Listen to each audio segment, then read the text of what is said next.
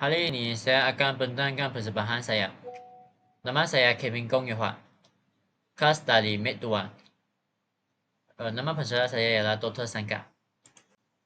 Dalam persembahan ini, saya ada dua isi kandungan, seperti implikasi terhadap kepada Malaysia dan perubahan harga petroleum dan sumber-sumber tenaga alternatif. So, apakah implikasi terhadap kepada Malaysia? Pertama, perundingan semula dengan Singapura isu Pulau Batu Putih. Kedua, dominasi China di Asia memberikan kesan terhadap Malaysia. Ketiga, tuntutan warisan Sultan Sulu terhadap pajakan Sabah. Keempat, menempatkan tentera laut di Raja Malaysia dalam Jung Esko. Kelima, penghijrahan rakyat Filipina dan Indonesia di Sabah dan Sarawak. Okey. Untuk latar belakang rundingan semula dengan Singapura isu Pulau Batu Putih.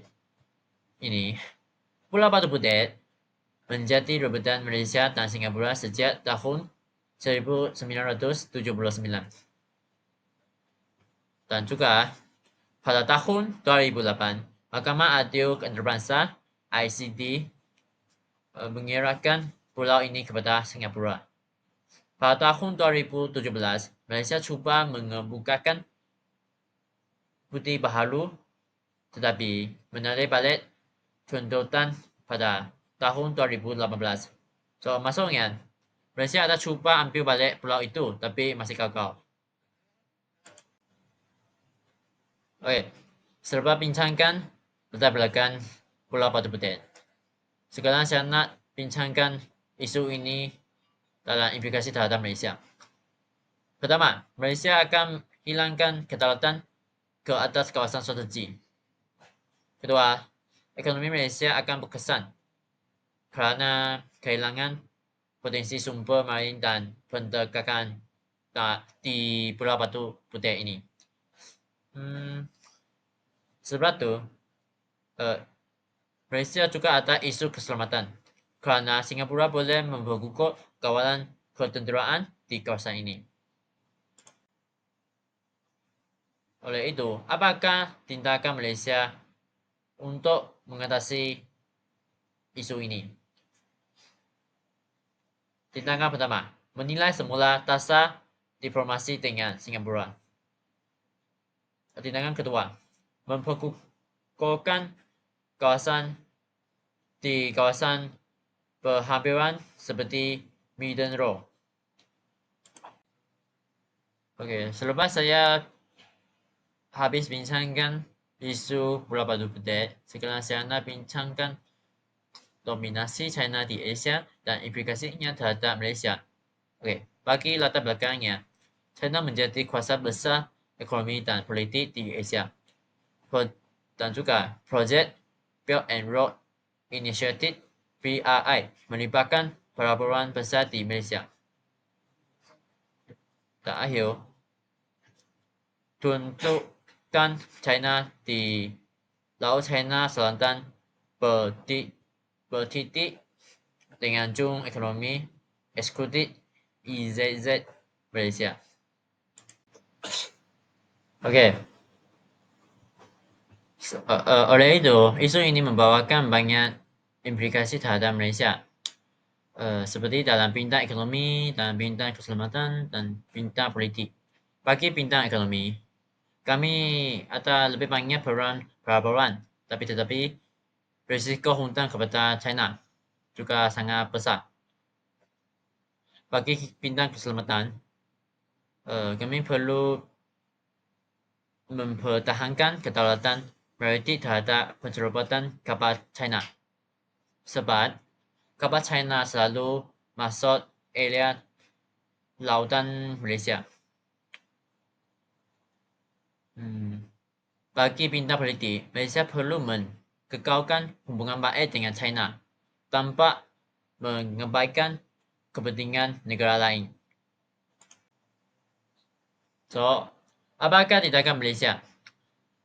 Malaysia perlu mengukuhkan pertahanan maritim dan Malaysia perlu mengerti secara diplomatik untuk melindungi kepentingan ekonomi dan keselamatan. Oke, isu ketiga, tuntutan warisan Sultan Sulu terhadap pajakan Sabah. Bagi latar belakangnya, kes pajakan Sabah oleh Kesultanan Sulu sejak tahun 1878. Pada tahun 2022, Pewaris Sultan Sulut membawakan tuntutan ke atas aset Malaysia di luar negara. Dan juga Mahkamah Sepanyol dan Perancis terlibat dalam kes ini. Oke, implikasi terhadap Malaysia yang diberikan oleh isu ini ialah ancaman keselamatan, cabaran diplomatik, dan kesan ekonomi. Bagi ancaman keselamatan, ialah lebih banyak kemungkinan pencerobohan akan berlaku di Malaysia. Dan bagi cabaran diplomatik, Malaysia terpaksa menghadapi tuntutan di Mahkamah Antarabangsa. Dan bagi kesan ekonomi, potensi aset Malaysia negara akan dihilangkan. Oleh itu, apakah tindakan Malaysia? Malaysia perlu memperkuatkan pertahanan di Sabah. Dan juga Malaysia menggunakan pendekatan perundingan antarabangsa untuk menolak tuntutan. Oke, sekarang saya nak bincangkan isu keempat. Penempatan Tentera Laut Diraja Malaysia (TLDN) di Jun Escort. Bagi latar belakangnya, kawasan Escort dibentuk untuk menangani ancaman lanun dan penceroboh. Dan juga keselamatan di perairan Sabah dan Laut Sulut menjadi keutamaan. Oke, apakah implikasi terhadap Malaysia? Ada 3 bintang. Bintang keselamatan, bintang ekonomi, dan bintang hukuman diplomatik. Bagi bintang keselamatan, dapat mencegah pencurikan dan penyeludupan. Bagi bintang ekonomi, dapat menjamin keselamatan sektor pelacongan dan perikanan. Bagi hubungan diplomatik, dapat meningkatkan kerjasama keselamatan dengan Filipina dan Indonesia. Okay, apakah tindakan Malaysia akan buat? Yang pertama, meningkatkan aset ketenteraan di Escort. Yang kedua, mengadakan kerjasama strategi dengan negara jiran untuk mengelakkan ancaman luar. Ya. Isu kelima, penghijauan rakyat Filipina dan Indonesia ke Sabah dan Sarawak. Bagi latar belakangnya, Sabah dan Sarawak menarik ramai pekerja asing dari Filipina dan Indonesia. Juga, isu pendatang tanpa izin menjadi cabaran besar kepada kerajaan Malaysia. Apakah implikasi terhadap Malaysia? Bagi bintang ekonomi, isu ini menyediakan tenaga buruh murah, tetapi meningkatkan persaingan dengan pekerja tempatan. Maksudnya, peluang pekerjaan bagi penduduk tempatan akan lebih kurang. Okey, bagi bintang keselamatan, ancaman jenayah Western tempatan dan kemungkinan militan menyusul masuk. Bagi bintang sosial, isu kewarganegaraan bagi generasi kedua pendatang. Okey, apakah tindakan Malaysia? Yang pertama, Malaysia akan memperketat kawalan imigrasi. Kedua, Malaysia akan melaksanakan tasar kepada asing yang lebih sistematik. Okey. Bagi kesimpulan ini, isu sebatan dan ekonomi mempunyai implikasi besar terhadap kedaulatan dan kestabilan negara. Kedua, diplomasi atau tindakan perundingan perlu digunakan secara strategi. Ketiga, pertahanan negara perlu diperkuatkan untuk menerangi ancaman luar. Keempat, polisi ekonomi dan inklusif perlu dikaji semula, memastikan kesejahteraan rakyat Malaysia. Okey, kami boleh bincang beberapa soalan dulu. Soalan pertama, bagaimana Malaysia boleh mengimbangi hubungan dengan kuasa besar seperti China? Yang pertama, Malaysia boleh mengembangkan hubungan ekonomi dengan negara besar yang lain seperti Jepun, Amerika, Korea, dan India. Hal ini boleh mengelakkan Malaysia berkegantungan tinggi kepada China. Dan juga Malaysia boleh menapis projek pelaburan China dalam Belt and Road Initiative (BRI). Untuk projek ini boleh memberikan manfaat kepada Malaysia dan dapat mengelakkan kedaulatan Malaysia. Okey, soalan kedua. Apakah langkah terbaik untuk mengelakkan pencerobohan ke atas Sabah? Okey.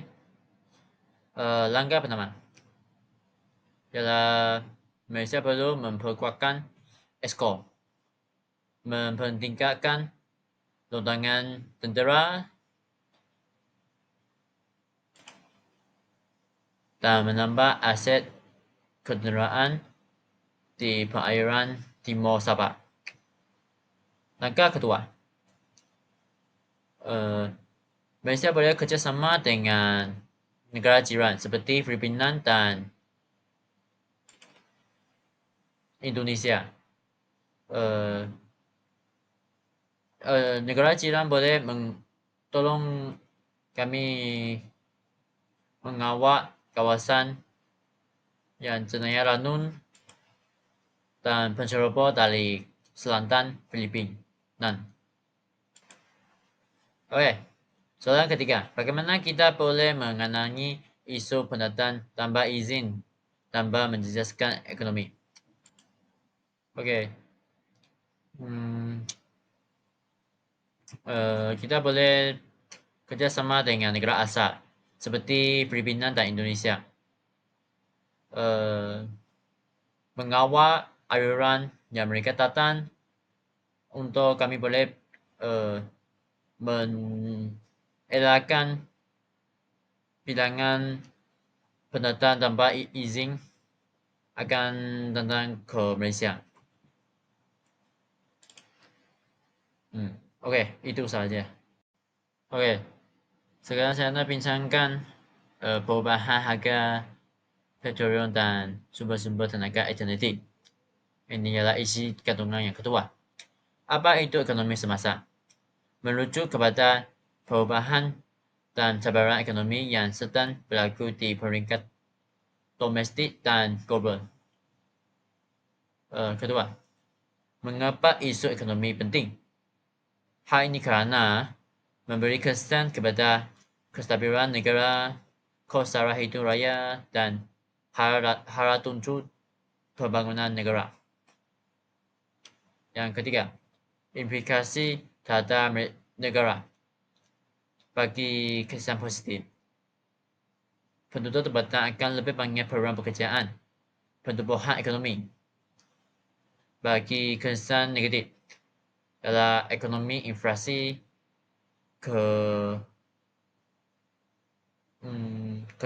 kejatuhan nilai mata wang.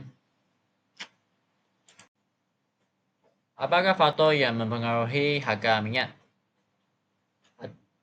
Seperti 4 faktor. Faktor pertama, permintaan dan penawaran. Hal ini maksudnya, permintaan global akan lebih banyak atau kekurangan minyak akan lebih kurang.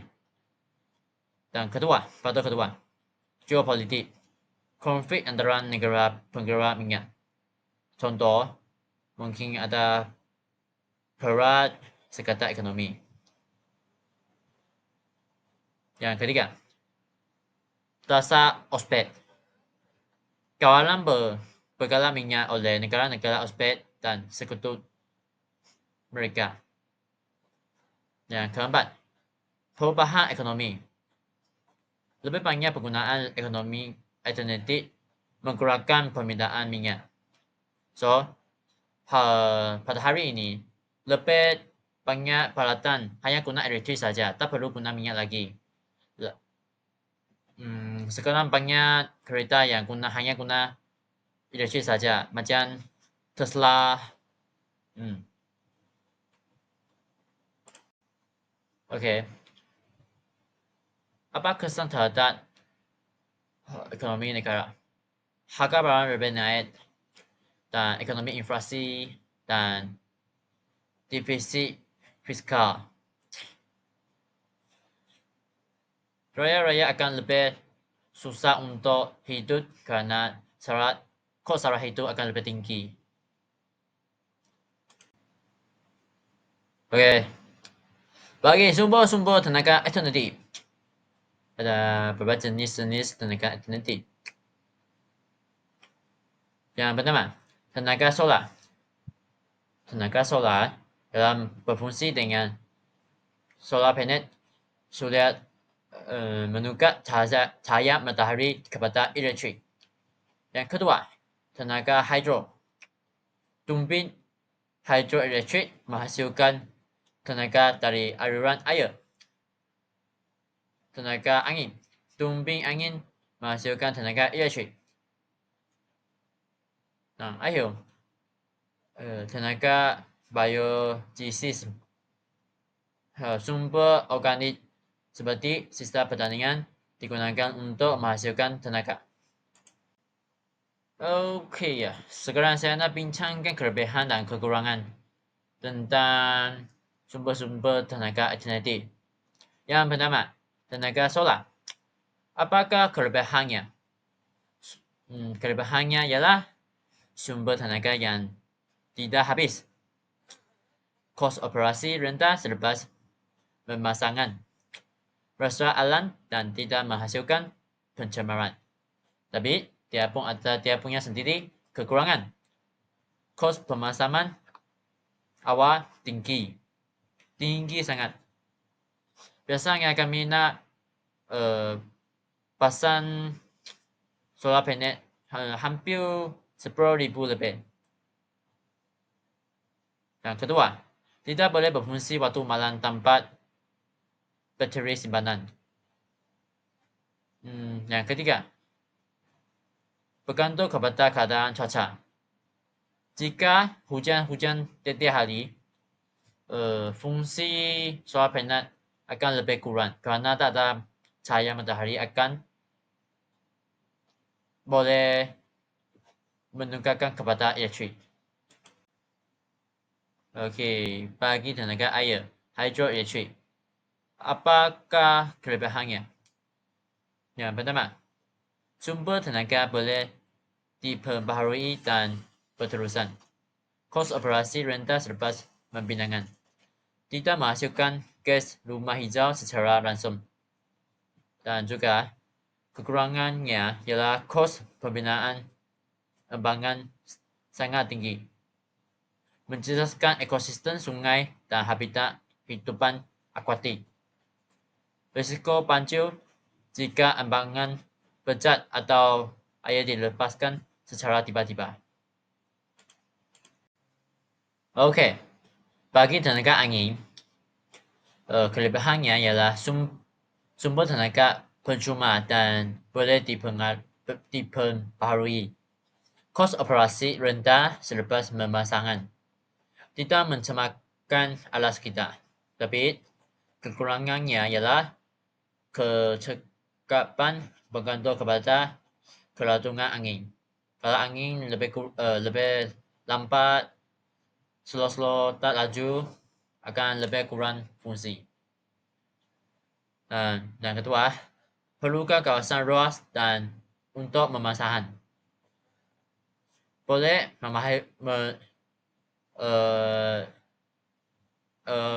perkara ini akan menghasilkan bunyi bising dan mengganggu kehidupan liar. Okey, tenaga biogenesis biomas. Kelebihannya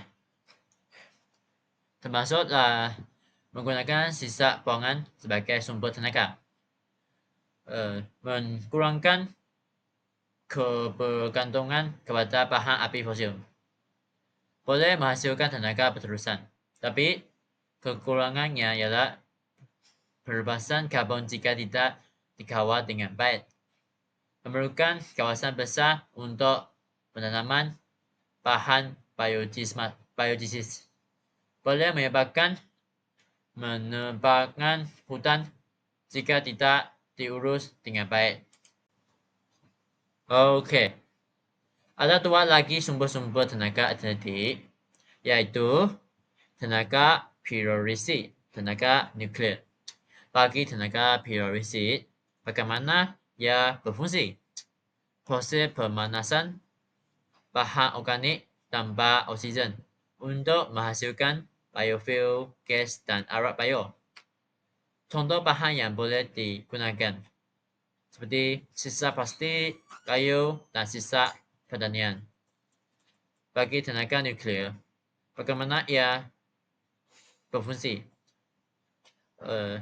Reaktor nuklear menggunakan proses membelahkan atom untuk menghasilkan haba yang menukarkan air menjadi wad bagi menggerakkan turbin.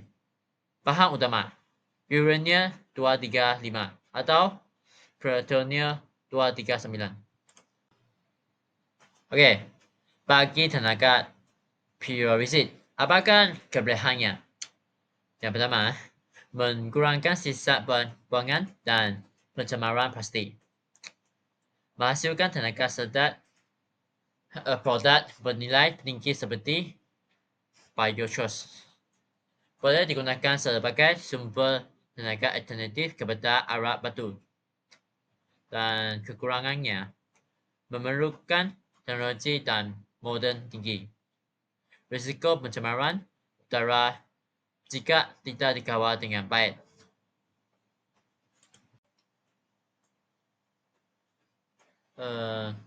Tenaga nuklear, apakah kelebihannya? Kelebihan yang pertama, menjana tenaga dalam jumlah besar dengan kos bahan bakar rendah. Yang kedua, tidak menghasilkan karbon dioksida semasa operasi. Yang ketiga, bekalan tenaga stabil tanpa bergantung kepada cuaca. Bagi kekurangannya, kos pembinaan erodi nuklear sangat tinggi, risiko kebocoran radiasi yang boleh membahayakan kesihatan dan alam sekitar. Ketiga, isu perubusan sisa radioaktif yang sukar diuruskan. Kesimpulannya, ekonomi global dan tempatan menghadapi cabaran seperti kenaikan harga petrolium, ekonomi inflasi, ketidaktentuan nilai mata wang, dan pengalihan kepada tenaga alternatif. Sumber tenaga alternatif seperti solar, angin, hidro, biomasa, pyrolysis, tenaga nuklear menjadi pilihan utama untuk mengurangkan kebergantungan kepada bahan api fosil. Langkah strategi diperlukan bagi memastikan kestabilan ekonomi dan pembangunan MAMPA. Oke, sekian terima kasih.